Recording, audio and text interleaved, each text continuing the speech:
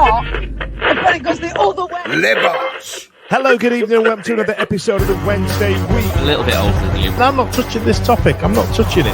Yeah. Mediocre, mid-table, rabble, aren't So I just want to be able to talk as much If you crap. play a night game, he has to turn the bloodlines on. No one would have believed that he would keep his job for as long as he had. The Wednesday Week!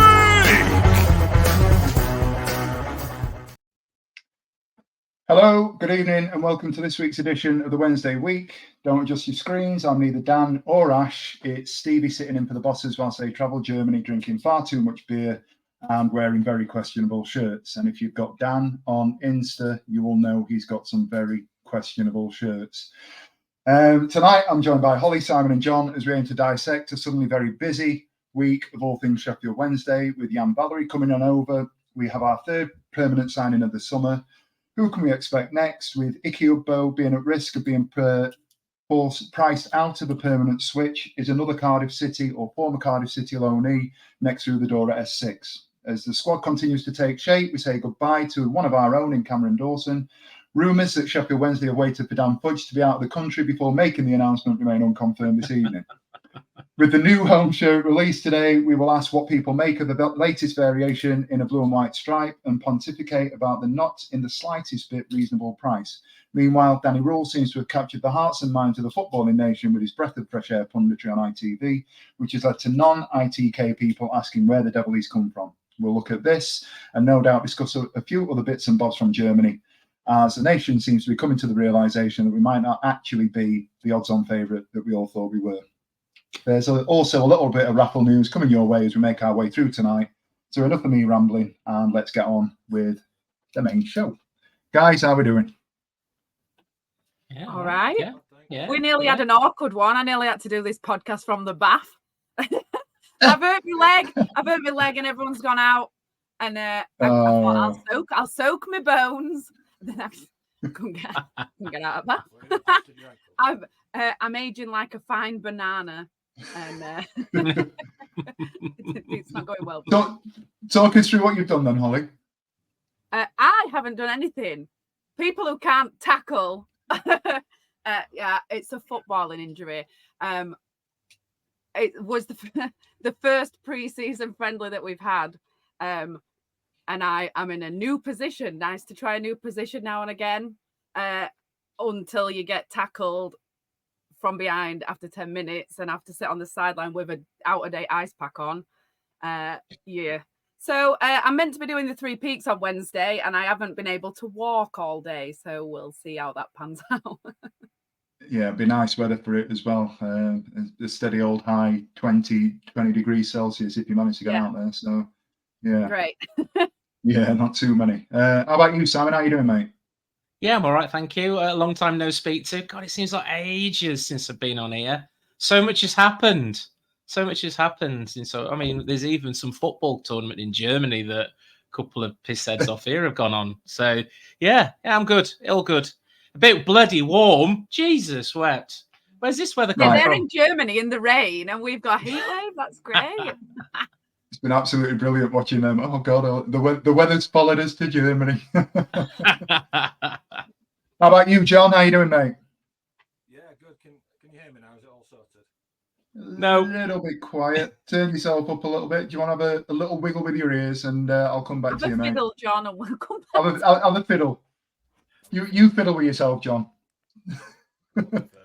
Oh, God, that's the viewers either up or down. I'm not quite sure which way. No. So what we're doing now is we're actually having a Phoenix Nights Can you hear me now? Listen, what a great way to immerse myself into the hosting berth for the first time is John turning up 90 seconds before we go on air, sticking his earphones in and them not working. So, yeah, nothing like a baptism of fire. Ears so they can't tell you off. Let's just pretend this didn't happen. Oh, by the way, my phone will be blowing up by 8:30. Don't you worry about it. No, they'll be all sat around Ash's phone watching now. I'm surprised the comments aren't flying in. Right, we'll get into a bit of Wednesday chat. It's been a bit of a week. We were in here last week, and were in here last week and we were talking about it being a little bit quiet in terms of business, and we were stressing a little bit about not necessarily having too much to chat about. Things have changed in the last 7 days, haven't they? And I think the thing that kicked it all off was the signing of Yan Valery. Now, Valery, 25-year-old Tunisian international who made his debut playing for against Manchester United, playing for Southampton in the Premier League back in 2019, just before COVID hit. Simon, I'm going to come to you first. We've obviously we seem to be making that signal of intent with the profile of player that we're looking at. Bringing Yan Valery in, was he somebody that you saw as a priority, somebody you thought we needed over the line? Was it a position that you think we'd need to get after before we start looking at strength in other areas? What did you make of it? Plays at right back, doesn't he? Which I didn't think would have been really on the highest of lists, with obviously Palmer and Pole playing on. I've nearly forgotten these players' names. It's been so long since I've spoken about them. But I didn't think that the right back would be the priority. But what he does bring is, I think he's 25, brings some youth into the side. He's just come from, I think, France. He's played the last 2 seasons, quitted in quite well. He's a Tunisian international. Mate, he sounds like he's got some quality there. So, you know, if we're actually taking people on who might actually be better than the positions we've got, I'm all right with that, because a year ago we were sort of saying the players that we were bringing in, were they an upgrade on what we already had? We probably questioned that, but I think this is a signing who is actually an upgrade of what we've already got. So, and Danny's seen him when he was at Southampton. So, to be honest, he can't do anything wrong in my eyes at the moment, can Danny? Yeah, I've got to agree with that. And it was only when you look after the fact that you realise, you know, there might have been a little bit more due diligence than you'd expect. Hollie, you know, he's kind of, it's almost like he's gone back to somebody that he might already know, somebody that he trusts. He's obviously worked with him when Valery was a younger player at Southampton. Do you think that's probably played into the psyche a little bit, the sort of rationale behind going after it? Well, I'm not going to lie. When we sign people that I don't already know about, I don't really watch the videos, because Etienne Assayas has ruined any highlights reel of a signing for me. I thought he was going to be absolutely amazing, and then he wasn't. so I ignore that stuff. But I think, like you say, he's gone back for someone that he knows. But because he's not really like vastly on everyone's radar, he doesn't come with like everyone doesn't already have thoughts on what his foibles are. So we're not already judging him on, like, a lot of the signings that we've had before are people that, not in the Danny era, I mean previously, are like people that we've already seen at other places, and you already think, oh God, and you're already disappointed before they start. So I think it's exciting that he's a younger person. It's exciting that he's played at a higher level already. These aren't really things that we normally tick off with signings anyway. Danny already knows him and he's gone back for him. So like you say, he ain't just, there's more of a thought process like, oh, he was good before, so I'll bring him here. I think it's not something, like Sai says, probably not something I would have thought of, but clearly, Ben says great backup for Palmer. We'll see. Ben knows. It's obviously part of the master plan, isn't it? So I think I'm excited. Yeah, I think. Sorry, Steve. I was just going to say one answer onto that. This time last year, we had no signings. You know, I don't think we even had the manager as yet. You know, we all bemoaned. We look like we're actually planning for next season. We've signed this guy early. We signed a couple of guys early, and this guy now. Yeah, it's weird. It looks like, yeah, it is. It is because the last 2 or 3 seasons we've been very lastminute.com. Whereas this season, and that all strikes me as he's got a plan, a set out plan. He's bringing in the players that he wants, and we're getting them in early. You know, and that's the great thing that I'm liking about this. Yeah, we probably thought we were going to sign like maybe 2 or 3 people, but maybe we're going to sign like 5 or 6, or like there might be more than we thought. It might be a bit bigger than we were anticipating. Yeah, Sharman's in the comments agreeing with Simon, and we've got another one here from Craig Hayward who's saying, is it just me who thinks he's been brought in to replace Iorfa? Now, John, anecdotally, I've seen today Iorfa turns 29. I didn't really realise he was quite that old. And again, we go back to the age talk that we had last week, don't we? Where we're talking about that sort of, that prime age for a player, whether that be a goalkeeper or an outfield player.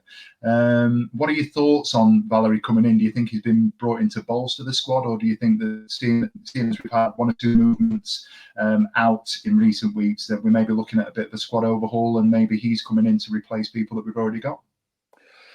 Yeah, in my mind, I think he's coming in to be a first team, and I think what Danny wants is a bit more of that energy for like your proper wing backs to get up and down the pitch, because obviously, though we've got Marvin who's about 32, haven't we? Palmer must be 32 as well-ish. I think he's wanting a bit more. I mean, Palmer's fit, don't get me wrong. He runs marathons and everything, but I think Valery and Lowe we've brought in two what I think are more natural wing backs to come into this system and offer that energy that perhaps we don't always have at times through a long season. We're going to need quality like for like players in those wing back positions to play the system that Danny wants, and I think players like Lowe and now Valery are gonna fit that perfectly. So I don't think he's a replacement for Iorfa. I don't know, like you, Steve, I'm quite surprised that Iorfa is now 29. But I think Iorfa is still probably seen as a centre half and a gifted one because of the pace element that he brings. You can always, if you've got a mistake in you, if you've still got some pace as a centre half, that's quite invaluable to the team. So I think we would be trying to keep Iorfa as a centre half.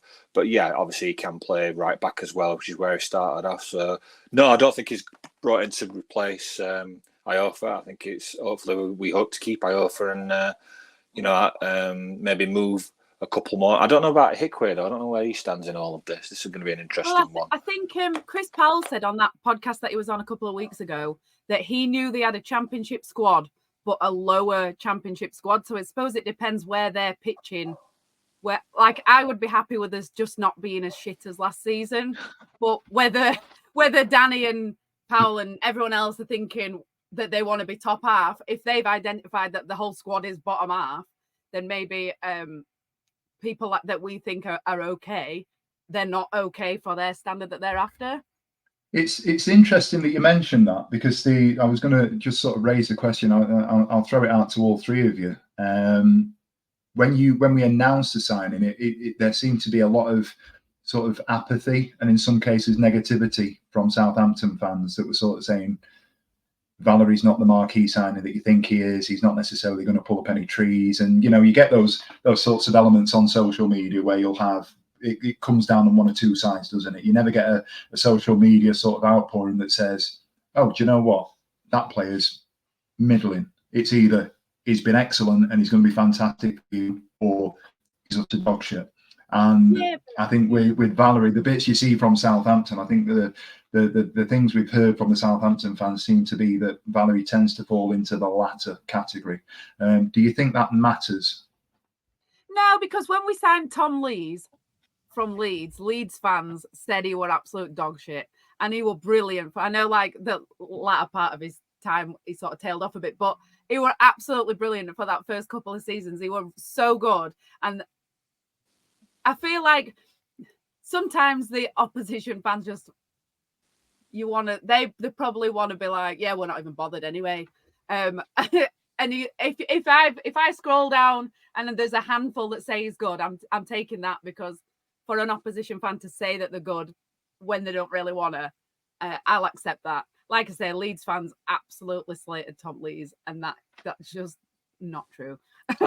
I tend to never really take much notice of what opposition fans say about a player you're signing, because you've just exampled a really good one there, Hollie and Tom Lees.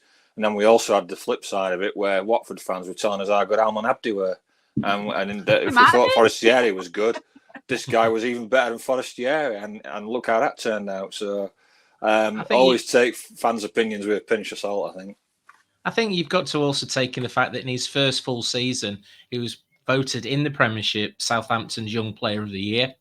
Then his second season, I think he had a viral infection, which we all know can last quite a long time. And as a player, you need to be on top of your game. And they brought a lad in from Tottenham that sort of he lost his spot to, a quality guy. The name escapes me now, but Walker Peters. That's the one. So this is a guy who was fighting for a place in the Premiership. Bear in mind, we're in the Championship, and Southampton were awash with class players who we all saw sell at the start of last season, for over £150 million. So, this is a lad who's played in the Premier League. He's played, in the internationals for Tunisia. I go back to what you guys say. Let's face it. A week or so ago, there were fans online slagging Josh Windass off because there was a rumor of him leaving. So, fans can be fickle. And to be fair, Si, like you've just said, Southampton saying that he's not that good, that's sort of fine by me because we're not Southampton good. And we're not real, we might be aiming to get promoted, but they were pretty good, and they're now in the Premier League. So it might not be good enough for them, but it might still be good enough for us. We'll probably come on to about Cameron Dawson. Rotherham fans are gonna love him, but But then also there's Danny's improved players that have come here that have come from other clubs and not done so well, and the best example of that is Ugbo, who didn't really pull up any trees in the English. I think was it Cardiff we got him from or whatever. He last played for an English team. He's come to Wednesday, raised his profile, and now we're it looks like we've got a bit of a fight in his hands to try and get him because he's put himself in the shop window. So players coming here are going to be attracted to Danny Rule because he's raising his profile. It seems by the week with all the stuff he's doing, even off the pitch. So they come here and they're improving. So yeah, I think it bodes well for any player coming to us from like you said, Hollie, Premier League to Championship is still a big drop. It's still a big gap. So whatever Southampton didn't think he was, he could very well be what we're looking for. I'm gonna put a pin in that conversation just there very, very quickly while I get a couple of comments up, and I'm also going to mention we're going to come back to Cabba in a moment. I think John's just gone through the entire agenda in 2 sentences by talking about Danny Rule, Cabba, Cardiff, Ugbo. John, we've got another 45 minutes to fill, mate. Craig Hayward on the screen. Chris Powell did say last season's squad was good enough to stay up, but was it enough for the top 10 that Danny's aiming for? I think that remains to be seen. And where we are, here we go. Another one, Slappy Gilmore's been on. Long time listener, first time caller. Player can be poor for one club, but find the right move, the right fit, and they can turn out to be quality. I'm totally with Simon. It feels like we've got a plan for once in Danny we trust.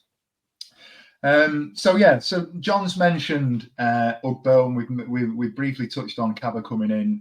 Rumours abound that Ike Ugbo obviously is somebody that we've been suiting and looking at sort of trying to get over the line. It's come out in the last sort of week to 10 days that this is something that we may not be able to get after due to the price tag and the demands of the team. Is it Angus? Yeah. Or Trois that have been relegated again, and he's got to, obviously they're looking at letting him go, but they want to get as much money as possible as they can for Ugbo, which means that we may be struggling to get that deal over the line. And it's come out in the last sort of 5-6 days that we may be looking at Sori Cabba, who is a player that Cardiff have had on loan from Spain. 17 games he played for Cardiff in 22-23, scored 8 goals, had a better goal scoring ratio and a better output than Kiefer Moore did. I'd seen that today. Given that John has mentioned that we had Ugbo, who may not have been pulling up trees whilst he was at Cardiff, and we've managed to get a tune out of him, do you think that Cabba is the kind of profile of player that we need to be looking at, Simon? You're on mute, Si. You're on mute, Si. Oh, sorry. So I didn't get the dog barking. I don't want Dan associating political organisations with my dog again. I think I'd have to agree in regards to he's the sort of player that we want. You asked earlier on what was my choice, with Valery coming in. Was that my first choice of a player coming in? My first choice of a player coming in is a striker. I think we've been crying out for a striker for 2-3 seasons now. And what we're lowest scorers in the league last season. So we do need somebody who can put the ball in the back of the net. If we can't get Ugbo through due to some financial reasons, then Cabba does come across as the sort of player that he knows where the back of the net is. He's 29. Does that go against the? I know you guys were talking about this. This comes from a 53-year-old, where 29-year-olds are just kids. But in the game of football, where we've been offering contracts to players of that age of a short duration, which has meant that they've decided not to stay, is 29 too old? Is there a better choice out there? Is it the fact it's lazy journalism and he was at Cardiff, Ugbo was at Cardiff? Let's just throw a rumour out there. It has come from nowhere, hasn't it? I believe Las Palmas are looking at getting rid, but I don't, I think the Valery signing came from nowhere. But we need a striker. I think to basically put it in capital, the club needs a striker. That's what we need. John, what are your thoughts on it, given that we, as Simon's just alluded to there, we were low scoring, a low scoring team in the Championship last year, and we want to try and get somebody over the line that may potentially be something of a marquee signing. I think Cabba can fall in one or two camps here. He could either be that marquee signing and a bit of an unknown quantity, or is he just an extension of an Ugbo who will come in and do a relatively good job for us? What's your take on it? Yeah, well, I think obviously, as you all know, it's the hardest position to fill when you're looking for new players as striker, and whether it is, like Simon said, lazy journalism or not, we'd be linked with the Cardiff man. I also do wonder if we might have another look at that Maguire lad, the American kid who came over and got messed around with Blackburn, didn't they, and didn't end up going through that move. We were rumoured to be interested. I think he was even spotted at some sort of spa place in Derbyshire, wasn't it, at one point? So I don't know if he's somebody we might look at again, but I think it will be the hardest position to fill, whether it is Ugbo or whether we have a look at this Cabba lad. I'm not so worried about him being 29 because these days it's not 29 like you were talking, 15 plus years ago, where players, as long as players have looked after themselves, the game's come on quite a lot now, hasn't it? And with fitness and longevity, I mean, look at Ronaldo in the Euros at 39, so the 29 doesn't really bother me so much. But yeah, I think it is. I agree, it's a priority, because if we got designs on being, top 10 or even better, we're obviously going to have to be a lot better in scoring goals than we were last season. So I'm sure they're casting the net far and wide, and they may even have a surprise or two up the sleeve before the season starts with some loan that might come out of left field. But I'm sure they're looking. But yeah, it's going to be really important to see who comes in as our main man. Do you know what, though? I'm so torn about it. I'm so torn about the Ugbo thing. Part of me thinks we can find somebody similar. Part of me thinks they've heard that we want him, so the price has gone up. But ultimately, if he came in and was rubbish, we wouldn't want him. And or any striker, if they're good, you have to pay money for it, don't you? Like John says, it's the hardest position. And if they're good, everybody wants them. So you're going to have to compete with other teams to get them, unless they're a complete unknown quantity and they're really young, and then you happen to drop on them when they have the best season of their lives. Or like Grant Holt dropped down to League Two and then suddenly found himself in the Premier League. It has to drop right. And I'm so torn as to whether I think we should invest the money in Ugbo or someone else, or invest more money in someone who's more proven, or if we should just risk it for a biscuit and hope that somebody young is great. We don't really have a good track record for really young players and having patience with them. So, and I don't know whether that would be a good idea. Our fans, me, don't have the patience for people to just be like, oh, he's missed again, but he'll come good in January. I don't like. I need him to be good. So I'm so torn on that. I can't decide. I've got nothing to add. I can't decide. I think the interesting thing for me, or the worry rather than the interesting thing, the worry for me is that if we then suddenly start putting significant outlay of finance into one player rather than strengthening the squad as a whole, we've had a track record over the last sort of 6 or 7 years under the reign of Chansiri where we've gone big and we've gone big early. And, you know, even in 2024, we're still suffering the effects of that. We've gone big in 2017, 18. Yeah. So 7, 8 years down the line, we're still suffering. So I take everything with an air, and I err on the side of caution when it comes to sort of the financial input into our playing squad. But there was an interesting comment a moment ago from Danny SWFC, who said that get you a lad from City Academy or Man United, there'll be some great players in there. And that's something that I think is really interesting because, you know, when we go back to the January transfer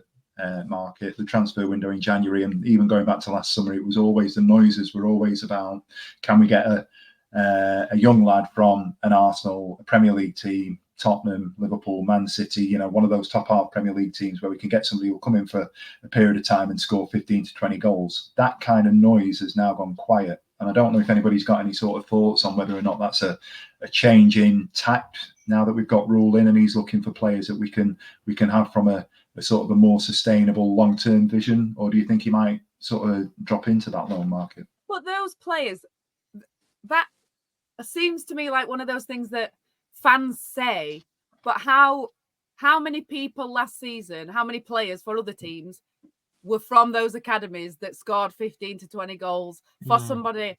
I don't know, because I don't follow who's in Man City's academy, but how many of those players did that last season? I don't know if that's just something that football fans say, well, sign somebody, they've got loads in academy, and we don't really like, does that actually ever come to fruition? I suppose over the years, there's the odd people that have wheedled through and then gone back to the Premier League. But I don't even know whether academies loan out as many players as they used to before. I think they have their own insular academy stuff that they do against each other, and they sort of live in their own bubble. Maybe I'm out of the loop. I don't know, but how? No, I think you're right. Hollie. I think you certainly see defenders, and we obviously had a goalkeeper. You see the odd defender and midfielder loaned out. But very rarely do you see a striker who's scoring that many goals. And I think nowadays as well is that these big teams, these Premier League teams, if you have a lad who's 15, 16, 17, starts banging a goal a game in, they'll soon recall them, because that's the sort of thing that you want coming off your bench. There's no sort of barrier now in how young players can be to come on in Premier League games anymore. Yeah, it used I think to they be. say if you're good enough, you're old enough now, don't they? Yeah, they do. There was this thing. Oh, he started when he was 18. You know, he's younger. The Premier League players seem to get younger and younger. Obviously, you know, like policemen and stuff like that for me. But you know, there doesn't seem to be any barrier. They just get shorter. It's whereas Chelsea used to be the big one, didn't they? Didn't they have more players out on loan than 53 players out on loan? Yeah. UEFA stopped them, didn't they? Yeah. But yeah, and I think that's another thing as well, isn't it? That they're having to look at financial fair play or sustainability, and if you've got these huge academies. And the cost of these huge academies, they're having to reduce that down now. But I do see him bringing somebody from abroad. That's where I think we might get some gems from. Certainly, he's been spending a few weeks in Germany, hasn't he? You know, and he's got a few good contacts out there. You know, none other than the guy who's just taken over as Barcelona manager. He's well respected. You know, let's see. I think we might get some players from abroad, which, to be honest, as German players we've had in the past haven't been that too shabby, have they? No, you're absolutely right. I think there's just a comment just on that. Mad Ward, Danny needs to get in touch with his mentor, Mr. Flick at Barca. Surely they've got some mint youngsters for us. I take all of that with you get so excited by it all, but I just take it all with a pinch of salt. You're not right. being funny. We've had we've had that sort of hope and that optimism that we'll be able to get players in, and just because Danny Rule's got a link with somebody, he knows somebody, it almost goes to the ownership model. Danny Rule's come in because we've got RB Leipzig are going to come in and take over, or Red Bull consortium are going to come and take over and turn us into the an English version of that. And obviously that looks like it's a dead in the water rumour if it was ever even a starter in the first place. But it's going to be interesting to see where we go with the striking options and the recruitment over the next few days, weeks, months, because I think we're going to try and get out to pre-season, and I know we'll come on to it, a tour or two and a couple of fixtures that may be overseas that might be exciting for one or two people. And by the time we get out there, I'd like to think that the lion's share of the squad will be in position. So that's I was just going to say, I was just thinking exactly the same as you on that one, Stevie, with the tenuous link to Flick at Barcelona, and it's like, yeah, it's not just as easy as him being a pal and him saying, "Here you go." He's two or three youngsters. It all, Barcelona will want a loan fee, which we might not be able to afford. There's the percentage of wages which we have to agree on. Then there's the players who want to move abroad at being such a young age. So there's mitigating circumstances which make it a lot tougher than it seems on paper, isn't there? And I know you referenced our English academies earlier. I know we were linked with that Mikael Biereth not too long ago, the Arsenal youngster. I think Sturm Graz are trying to buy him, and we're after loaning him, but it's gone a bit quiet on that. So we'll have to see what comes out in the wash, as they say. But I think we're still looking at all possibilities, aren't we?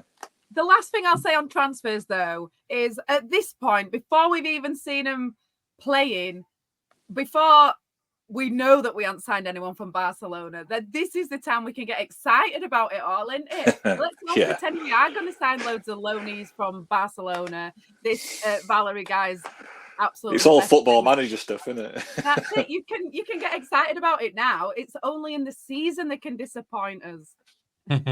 Yeah, you're absolutely right. Speaking of disappointment, it's interesting interesting timing that Dan Fudge is not here this evening, and in the couple of hours prior to us going live tonight, there was a press release from, first of all, Rotherham United, and then Sheffield Wednesday, announcing that much maligned goalkeeper Cameron Dawson has announced that he'll not be re-signing his contract with Sheffield Wednesday this season. He's going to be moving on to pastures new. Hollie, I'm going to come to you first. In fact, before I do, I'm going to put up Cameron Dawson's Insta. So he's shared a heartfelt Instagram post, and I think one thing that we can all say about Cameron Dawson more than anything else is that whatever you think, he is genuinely he's in the Liam Palmer school of one of our own, isn't he? And he's put out a post this evening, basically saying, "Thank you, Sheffield Wednesday. Being a Sheffield Wednesday player is all I've ever known. Time is now for me to move on to a new challenge. My main feeling is one of complete gratitude to the football club and everyone involved. It's been a huge part of my life for 13 years, and I'm grateful for the journey I've been on with the help of so many great people. Thanks to the fans for your support over the years. I always gave it my all and never took the privilege of playing for Sheffield Wednesday lightly. The club is in a fantastic place with the manager and his staff. I'm sure the back end of last season was the start of a really positive time for the club. I'm incredibly excited for my next challenge. I really believe it's the right time. I feel I have got so much to give, and I'm ready to get those gloves back on and give my all for my new club. But for now, it's another thanks from me. I've had a blast." Hollie, knowing Cameron Dawson, you see the bits that we've seen, the promotion parties, the behind the scenes bits. There's no getting away from the fact that he bleeds blue and white. He is a Wednesdayite at heart. Yeah. How do you feel about it, Cameron? Do you know what? He's been an absolutely fantastic servant to the club. I know we've it's the easiest position to slag off. It really, really, really is. But in the last couple of seasons, I mean, he's the penalty king. I honestly I was confident if we'd have gone into penalties against Barnsley at Wembley that he would have been the hero for us. He was absolutely penalty king. And because of that, so many great moments. He obviously absolutely loves the club. And where I sit at the front, when things happen, you can see the keeper's expression when we score down the other side. They turn to the cop and you can see what it means to him. And obviously, like you say, in the behind the scenes stuff, he's obviously like a huge part of the behind the scenes good feeling about the club. He's part of all of it with his little goofy laugh. And he sort of did seem like one of us just playing for Wednesday. So it's sad for him that he's having to go. But it's a brilliant move for him. Rotherham are going to be an absolute powerhouse, like they always are in League One, but they're going to be absolutely brilliant down there with their ex-Wednesday squad that they're building. They're going to be so good. So it's a no-brainer for him, really. I would imagine it's just going to be one. I think they'll come straight back up. So I think it's going to be a really good move for him. And yeah. I have always referred over the last sort of 7-8 years. I've always referred to Rotherham as being League 1.5 because they're too good for League One, but they're not quite good enough to be a sustainable Championship side. Rotherham and Barnes are just doing the dance. It's like it's the Spider-Man meme, isn't it? Where they're just pointing at each other. I've clipped it and I've shared it. And I couldn't not because it was around about this time last week that I sat here and said, I think it'd be a really good move for Cameron Dawson to make the move down the road to Rotherham. He wouldn't have to move his family. He is sort of 28, 29 now. He's going to be settled in the area. It's not going to be a massive upheaval for him. And I think, as you've said, Hollie, it's an excellent move for him professionally, going in and working with a side that are going to be pushing at the top end of League One. John, what do you think of it? Yeah, I think it's a great move for him. I think he's quality League One keeper, Cam Dawson, absolutely. I mean, he's always had a fight. I need to keep the shirt at Wednesday because he initially had the fight with Wildsmith, didn't he, coming out of the academy. Obviously, he had to be number 2 to down the line to play at keepers like Westwood and stuff, and then he lost his place to Beadle, who's only 19. So that must have hurt his ego a bit. A 19-year-old comes in and takes your place. And he had a good spell at Exeter as well, didn't he? And I think it was at League 2 it was, but he had Exeter and did really well for them. The fans really loved him. I think it's just time. It's just time for him to move on. He needs first team football. I think it's a cracking move to go to Rotherham. I think they'll warm to him. He gets to stay in the area, like we've said. So I wish him all the best. And now just our eyes turn to if we are going to get Beadle back, or to compete with the other. What was the other lad? Hamer, who we brought in as the experienced keeper. So all eyes will be on. Hopefully, fingers crossed, getting Beadle back. It's a bit like an annoying little brother, though, isn't it? It's like we can slag him off, but now he's going. It's like, oh. Yeah. If someone else starts slagging him off, we'll be like, oh, excuse me. Feel like that's what I'm feeling about it. Like picking on your younger brother. I think it's the move he's needed for a couple of years. I think the season before we went to Exeter, we had a bit of an infight, didn't we, between him and Wildsmith, and neither of them sort of took the challenge on and cemented themselves as that number 1. And Wildsmith, took the move, decided he wasn't going any further at Wednesday, and took the move. I think it's the right time for Cam. Again, spoke earlier on about Valery being is he a step up player. I think the guy they brought in from Watford is a solid lad to be there as a number 2, and we're eyeing a number 1 that is better than Cameron Dawson. We're upgrading. So the only one place for Cameron to go is elsewhere. The move to Rotherham's brilliant. Steve Evans does look like an ex-Wednesday player, doesn't he? He did it a few years ago, picking people up, and he'll do it again. I think they might struggle, though, next season because there's a few big clubs that have gone down out of the Championship. You had Birmingham and Huddersfield go down as well, so they'll be throwing money at it to get straight back up. So it won't be quite as easy next season, I don't think, for them. Have you seen, Simon? Have you seen the report that Birmingham have got a £20 million budget in League One next year? They were paying that Zigic 60 grand a week, and he's the worst striker I've ever seen. So maybe they'll just do that again. I heard that they were going to knock St Andrews down and build a 66,000 capacity stadium, which I found a little bit odd for a League One side to be, what is it, the Wembley of the Midlands. And obviously you've got Huddersfield, have got American owner. He'll want to play Moneyball and get them back up. But yeah, no, back to Cam. I think his time was done. The fans were a little too easy to jump on his back when he made mistakes, to the point where I thought it's getting a bit toxic, some of the fans against him, which we didn't see against other keepers when they made mistakes. So I think for him, personally, he needs to move on, and he's done it. And I wish him every success, apart from when they play us. And that was just Dan Fudge in the toxicity. Yeah. Got a couple of comments, just a few sort of farewells to Dawson. I think put this one up a little bit earlier. Sad to see Cammy go. Best of luck to the lad. We're all Wednesday, aren't we? Mad Ward. Top lad is our Cammy. Best of luck to him. Slappy Gilmore again. All the best to him. Brilliant servant to the club. Maybe didn't always perform to the level we'd have liked, but we wish him well. Sharman. There we are. Good luck to the lad. People tending to agree. And then just one more.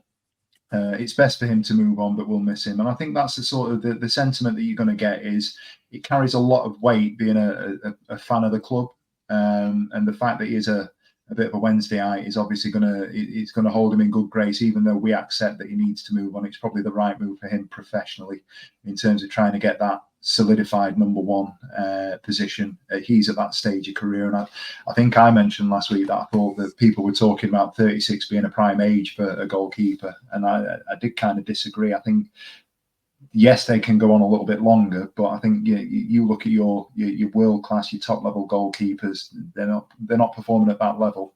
And I know we're not talking about him being at that level, but the goalkeepers that we're looking at nowadays tend to be sort of 3-4 years either side of 30, don't they? And I think he's in his prime peak years now. And I think him sitting on the bench, and if you look at us saying that we're going to sign Ben Hamer, we've got Charles in the system. We did an Owls alumni with, I think it was Nicky Weaver, who was saying that there were some players in the system, some young lads that are down in the academy that are starting to push through. I thought it was interesting that we've signed him, we've offered him a contract and then signed another goalkeeper. It makes me feel like Dawson was told that his playing opportunities, similar to Volk's potentially, would have been limited, and he's made the decision to move on. And you can't knock him for that. No, I see the Ben Hamer. Sorry, Hall. I was just going to say, I see the Ben Hamer one being a little bit more than number 2 as well. I think he's going to fill the boots of previous goalkeeping coach Weaver. I believe he speaks fluent German as well. So the guy will fit in as a goalkeeping coach. He's also worked with Chris Powell as well. So there's all sorts of links there. The Chris Powell speaking German, his age. He was a quality keeper when we played him. So we might even see further down the line Charles moving up into a number 2 role, and whoever we bring in as a number 1. I love that about Hamer, that the video was just him being good against us. Great. Love that. But I think with Dawson, I think the fans had actually come full circle. With that Barnsley game, he made a mistake and then the fans sung his name. So I think that we all got sort of back on board with him. But it's everyone's not happy that he's leaving, but we're okay with it, I think. And at least we'll always have the penalty save at the lane, won't we? So we'll always remember that. Yeah. Absolutely fitting way to sort of finish with the Dawson chat there. Okay, so we're going to move on. This morning launched or marked the launch of our new home shirt, the Sheffield Wednesday home kit 24-25 was released on socials yesterday. And I have to say, personally, I thought it was a phenomenal press release, a phenomenal launch on the socials. Getting John to do the voiceover and having people, everyday people from the club doing their little bits. The guy in the club shop, the handyman fixing the seat. The guy on the girl on the press. Although I have to say, using the press to press onto last season's kit was a bit of a faux pas, if I'm honest with you. I don't know if anybody else spotted that, but they were probably putting the shirt as well. First impressions. John, I'm going to come to you first on this one. What do you make of the new home kit? Do you know what? It's a weird one. I think I need to go and actually see it on the peg because I've seen like 3 or 4 different pictures of it, and sometimes it looks like it's got the blues too light. I'm hearing it's like a Huddersfield blue, not a Wednesday blue. Then it's got the big square white thing on the back end, so obviously that's to help with the number reading for officials and no doubt media as well. So it is reminiscent of I think it was the VT plastic sponsor that we used to have when we had the thin stripes. It's reminiscent of that. Where I mean, I don't know if we want to discuss the price like that. Might have to just skip on to the price. We will come on to the £69. Price, but... Yeah. Okay, we'll mention the price now, John. Sorry, yeah. I don't mind it, but I would like to have a proper look at it. So maybe I think it'll be on. It's on sale now, isn't it? And no doubt it'll be in Owls at the Park as well. So I'll get a proper look at it and make a proper judgment then. Yeah, it was on sale. What I've managed to do is for the benefits of people watching on a visual medium, I've got a couple of grabs for you. So there's the kit locker launch that has been done in the kit room there. We've got the overview there. What I haven't managed to do is get a back paneling shot, but you can see the close up there of the detail on the blue stripes and the badge and the Macron sign going up, and also we've got the detailing on the sleeve there as well. Simon, what do you make of the kit? Yeah, it's a grower, I think. I like the combination though that we've gone to black shorts. I think the black shorts is a winner. I know you said that last night, and I think our WhatsApp chat would pretty much said there's only so many combinations you can do with with blue and white stripes. Red and white stripes, shit. Blue and white stripes. Whoa! Yeah, where are you going? From the other week. Yeah, burnt orange apparently. I think in the different shades, the pattern in the blue makes it look a little bit lighter than it is. I like it. It's a blue and white Wednesday shirt, isn't it? And we can argue all day long about thickness of stripes, where the stripes go. We've had white patches on the back. We've not had white patches on the back. It's a football shirt. I won't be buying one because, according to Ash, anybody over 18 shouldn't wear a football shirt. And yeah, but my son had a look at it. He said, "I'll have to see it in the shop first before I buy one."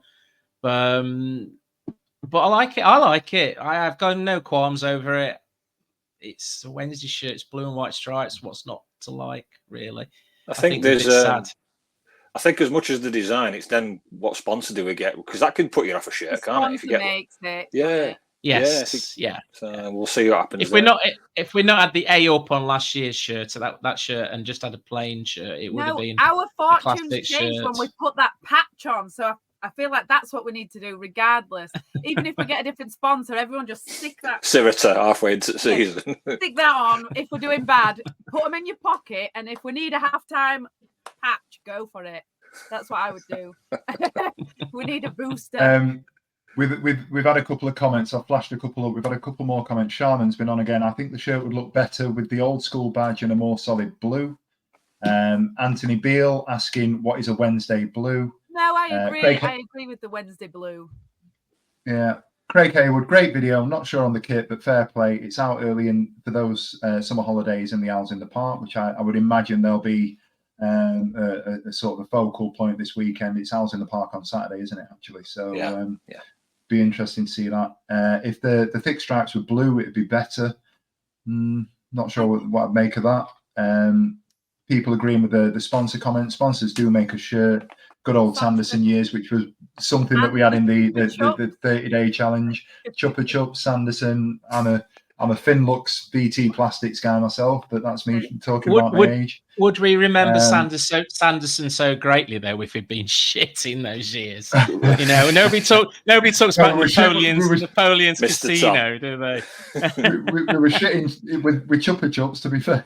yeah, exactly. So interesting point, Andy Marsh. Why is nobody talking about the collar? I'm going to stick the collar back up. Collar again. Let's have a look. It's like Bear a with me, granddad Hollie shirt. calls. Is it a granddad shirt? Yeah. Oh yeah. So when Yeah, we had when that the shirt before. first came out, and we grabbed it, and I can't remember, one of us had shared it on the group chat, and Dan's immediate response was, "I don't like the collar," whereas I'd gone in and I said, "I actually really do like the collar. I like the non-button on the split, but I think Dan prefers to have the actual collar that you can pull up Cantona style." I see the merits of both. I think this is a reasonable departure from that. It's got a little bit of a V, so if you've got a little bit of a rug, a chest rug, you can get that out. For those kind of people. That's maybe why Dan doesn't, because he That's why he manscapes. don't like it. So, yeah, that's it. I mean, I seeing do his We've moved shirts on he's from worn manscaping. We've moved on from manscaping. If you see his shirts he's been wearing in Germany, he's hardly wants to sort of comment on the colours of his shirt. Is he really? I do think that black shorts is better. Again, the sponsor will make it. I think there's a filter on the pictures because some of my friends have already bought it and it looks a bit darker. But I do think this is not a slight on any of my friends who have already bought one, but it does look unflattering, I will say, on most people that I have seen it in. So I don't know what it's made out of. Some kind of clingy fabric. Bring back this kind of stuff from the 90s and the 2000s that was thick as anything. That's flat as everyone. That's what we need. You might be sweltering, but we don't need the clingy stuff. Nobody needs that. Nobody who attends a football match needs clingy shirts. Nobody. Also, I prefer a thick one on the stripes. So I'm glad you added on the stripes to the end of that statement, Hollie. Don't edit that out. Put that on your podcast. Listen, I'm on editing duty tonight. Jesus Christ! If we get this out by tomorrow morning, it'll be an absolute miracle. Moving John's alluded to the price. It's coming out retailing at £69. I believe the juniors is 53, and am I right in thinking infants is 43?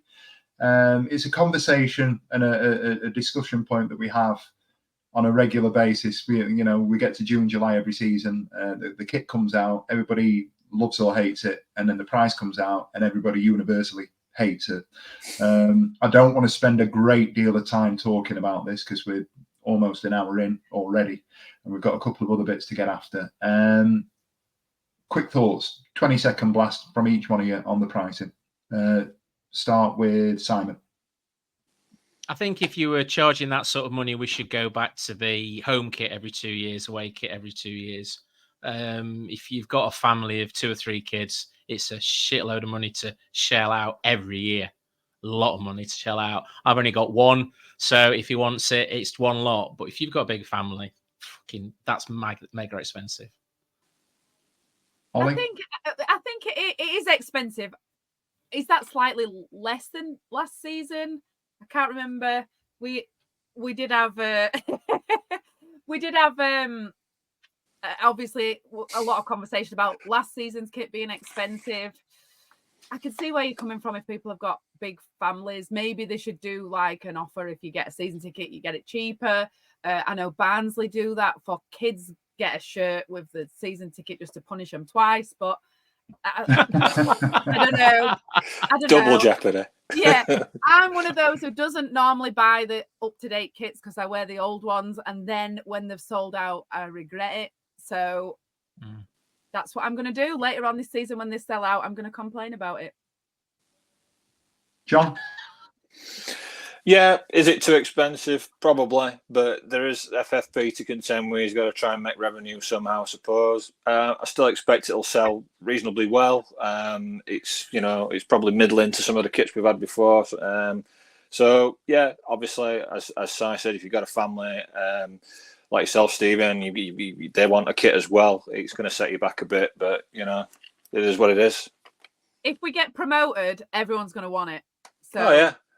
If they're aiming, if Chancery or the club or whoever say, right, we're aiming to get promoted, they're not going to be like, everybody just get this kit. Like everyone's going to want it anyway. They'll pay anything. So I think the bigger gripe is when you get past like into January, and you think, oh, they might knock shirts down now to about 30 quid or something, but it doesn't really seem to happen, does it? I think that's where they miss a trick, don't they?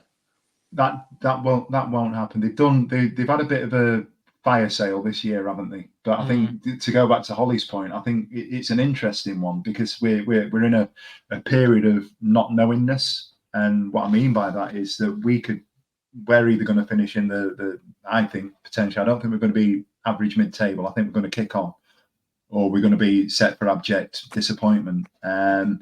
And you look at when we get to sort of November, December time, if we're flying in the league, those shirt sales will remain strong, if not spike. Santa will because be, people, a lot of them.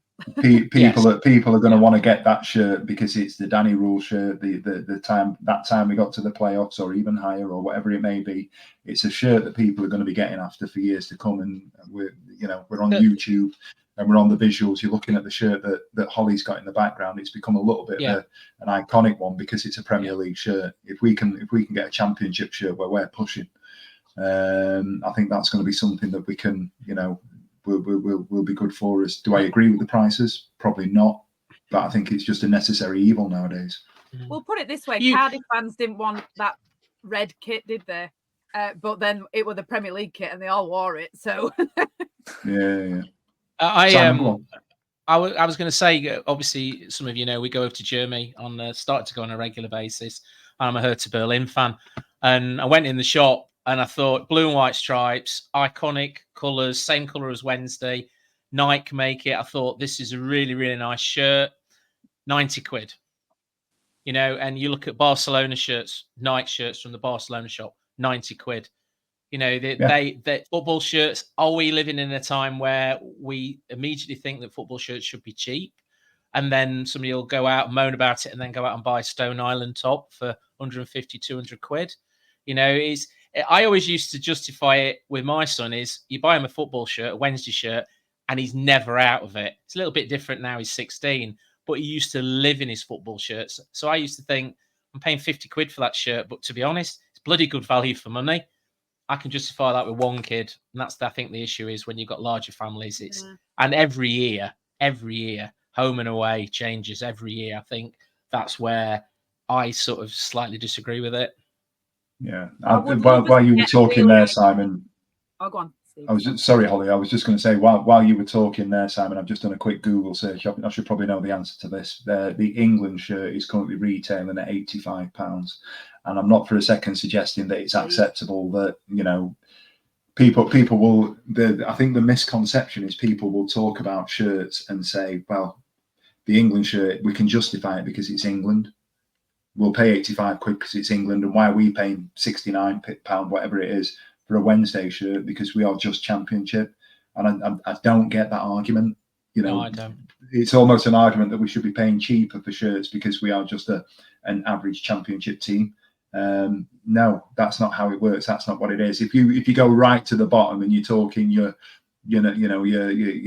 Barrows or your Forest Greens as was, or even your Chesterfields coming up, okay, there's an argument that we're paying a little bit less there because their teams, their clubs are less expensive to sustain, to run. They're in smaller stadia, they're playing lower. They can afford to charge cheaper prices because, with due respect to those players that are lower down the pyramid, those teams that are lower down the pyramid, the players aren't as expensive, the overheads aren't as great. Whereas we are now talking about getting through that barrier into the Premier League, and that's what we want. That's the utopia. That's where we want to get into the top table.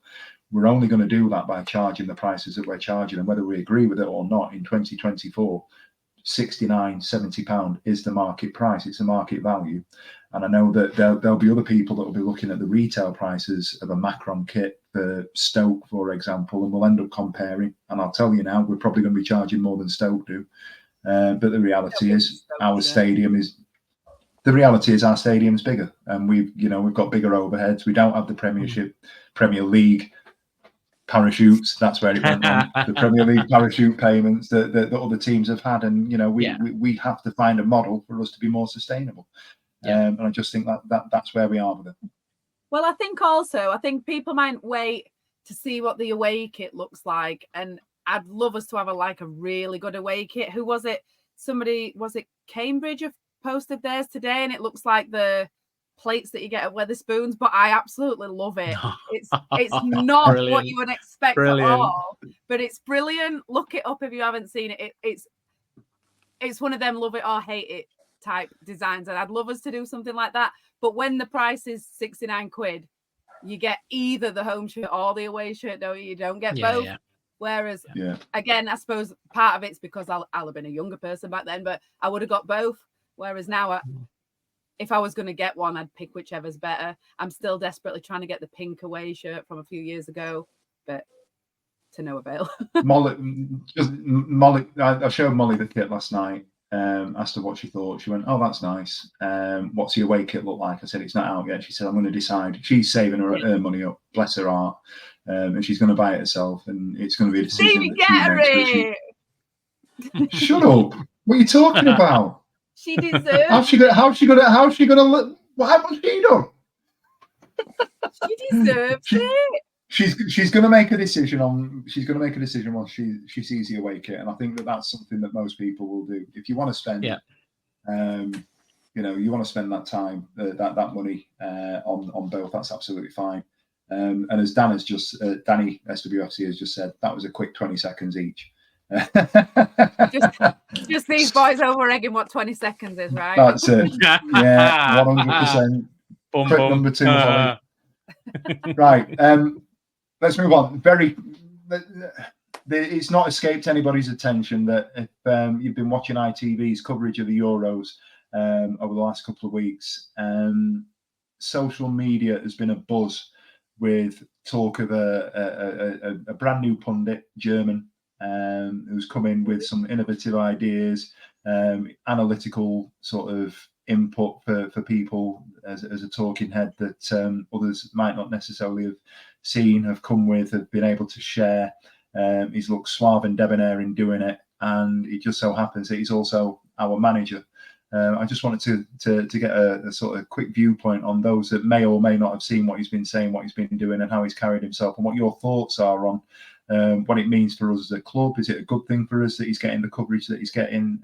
Is it something to worry about that we've now got Premier League teams that are sort of turning their heads and saying, "I don't know who this guy is"? I think noticeably there was a fella who has posted and said, "I don't know who this fella is, but he seems to know what he's talking about. He's very interesting." What's your take on it, Simon? No, I think it's really good. It just shows you what a great man he is in regards to his technical ability with football. I watched, I think it was probably the second time he was on, and he was talking about, I think they were talking about Jude Bellingham and how after the first England game, and he wasn't the usual phrases that pundits use. He was actually talking about how he transferred his skills on the pitch. It was analytical, but also he made it interesting as well. He was a breath of fresh air to the other pundits that we seem to have all the time. The fact that other people have recognised how good he is. I think the guy who commented actually was a Man City fan. You know, I think they've got a decent enough manager who's going to be in that. I mean, look at him. Oh, look at him. What a fine specimen of a man. And the fact that he went over there and took the weather with him and then compared it to being at home and then said Sheffield, that warmed the old cockles of the heart, didn't it? It's like home, Sheffield. Oh, good on you, Dan. That's how we all look at him as well. Yeah. So what we've got a graphic where one of the presenters or reporters is looking at Danny in his blue bomber jacket there, looking all handsome and sexy, thinking about the runs that Liam Palmer is going to be making on the first game of the season.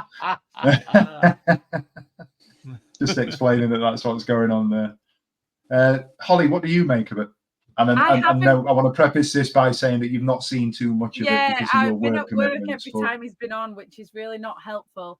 But I've seen all the bits that people have clipped. He looks great and he sounds great, and it's quite good to see opposition fans through gritted teeth having to say that he's good as well, which has been my main joy that it's brought me, to be fair. John? Yeah, I've seen bits and bobs here and there. Danny's a student of the game, and it comes out when he's on on a show like that, on TV. I thought he grew into it. I think he was a tad nervous at first, but I think he grew into it. He was there for about 5 games, I think, and there for a week in total.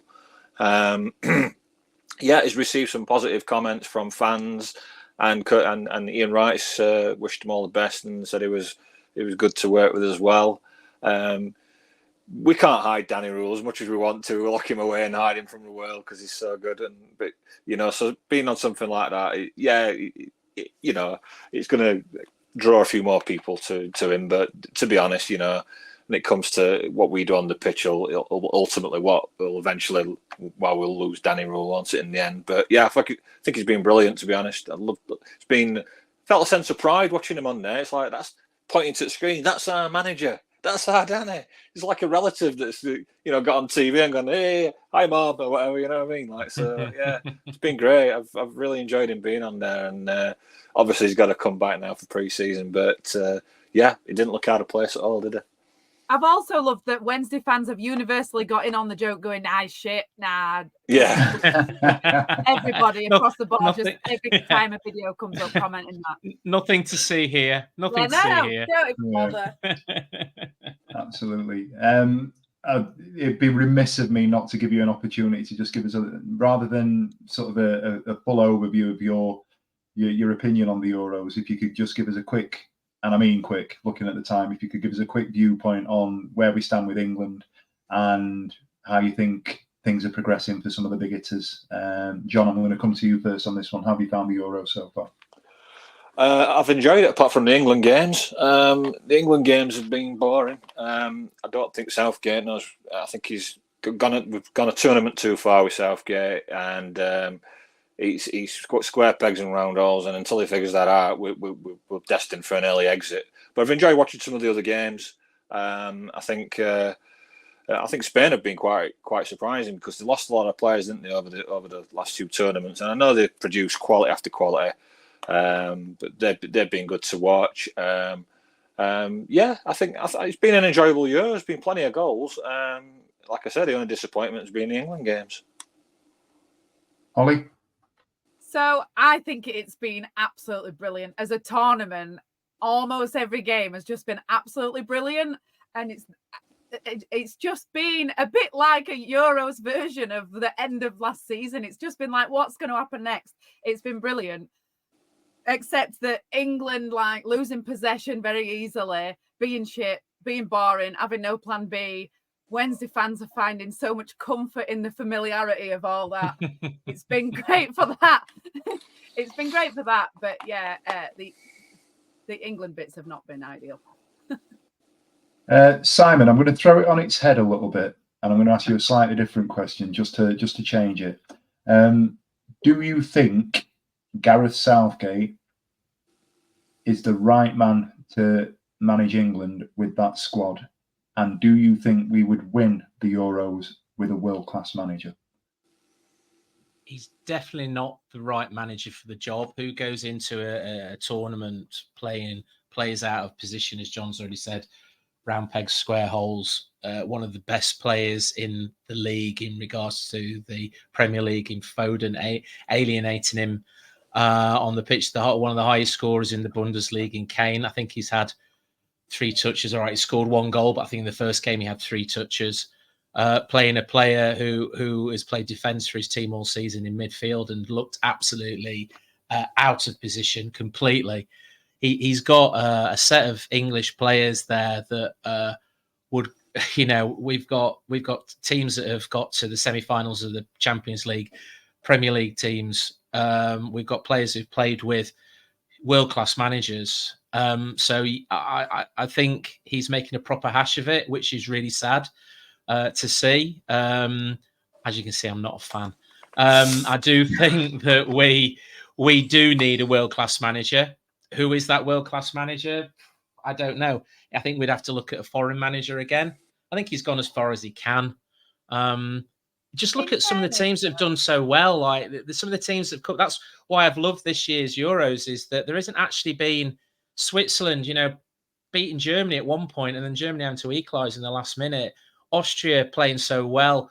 you know, these teams who, you know, aren't normally on the top of your list of the best teams in the Euros have been given the best teams in the Euros a proper game. It's been brilliant, apart from England. In fairness, though, to Southgate, he's the most successful manager that we've had in absolutely ages, just because you only have to peak at the right time, don't you? Did we even, like, did Kane even score in the last, like, group stage before? I don't think he did.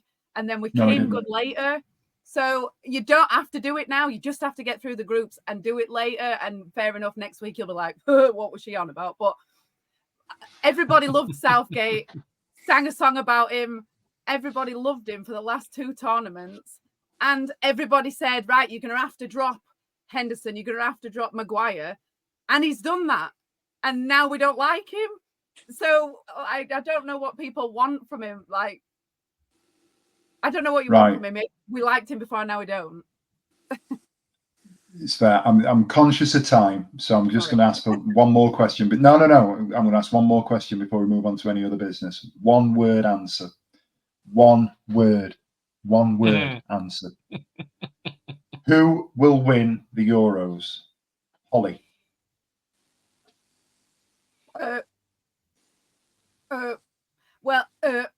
Come back to me. One word answer. I think it'll be a wild card. John. France. Simon. Portugal. Hollie, Stevie. that's how it's done. I think it'll be a wild card. I don't think it'll be an obvious one, because I think usually For fuck's sake, woman, I said one word. Sorry. Usually you start a tournament and it's obviously going to be this team, and this time I just think wild card. This is Hollie's 20 seconds, this, isn't it? I've got the stamina, all right. Right. Stevie, what's your one word? Germany. Okay. Germany. Boring answers from you all. They are what they are. Okay, we've done an hour and 12. I can feel the glare from Dan and Ash all the way from Germany. You should have been off 10 minutes ago. What are we doing? Has anybody got any other business before I go into our last bit? Right. Al's in the park this weekend. I think we've discussed that already, haven't we? So the fixtures that's all are I can out think this of. week as well. Oh, right. The fixtures are out, aren't they? Is it Wednesday? Thursday? Yeah. Thursday. Thursday. Can I have a one-word answer of what is the first fixture you look for other than derby games? What's the first away game or the first game that you look for? Simon? John. Leeds. No, look, that's a derby. You can't have that. Pick again. Oh, I can't have a derby. No. Maybe Derby now they've come back up. Simon? Because we had such a great away day, it'll be Portsmouth when we went. Portsmouth. Good answer. I like a London away day, so I look for some of them. But yeah, Portsmouth. I want to go back to QPR. QPR. Yeah, that was good. That was a good day. That was a good day. I want to go back to QPR in the sun. Yeah. With less ticket drama and equally as much beer. And more tequilas. The ticket drama added to it. Last one word answer. Will Windass be a Wednesday player come the start of the season?